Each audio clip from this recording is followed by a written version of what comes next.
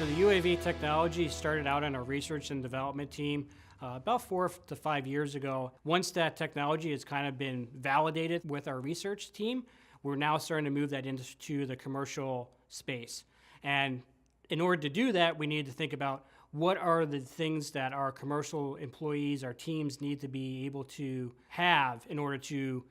be an FAA certified pilot. So each employee goes through the FAA certification. They also do a half-day classroom training, and then they get a full day training of actually flying in the field, where we actually utilize the UAVs to actually kind of help understand and get them used to flying the UAV in a controlled situation and have them comfortable with being able to fly fields, especially growers fields this summer. Currently today, we have just under 350 employees at DuPont Pioneer that are FAA certified and internally have gone through the training program.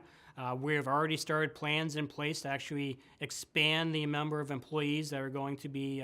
certified. We're always continuing to look at, as this technology continues to advance, how do we get it into the hands of maybe our account and territory managers, maybe down to the seed rep level, and maybe even down the road, even growers being able to fly with their own UAVs that they've purchased and be able to just share those images back with us and have us run the analytics. We're continuing to look at how do we expand the fleet, both internally, but also knowing that if we can have growers and more boots on the ground collecting images and running it through those analytic tools, that it'll get more information out to those growers in a timely manner so they can actually make a decision real time in season that will help them with their return on investment.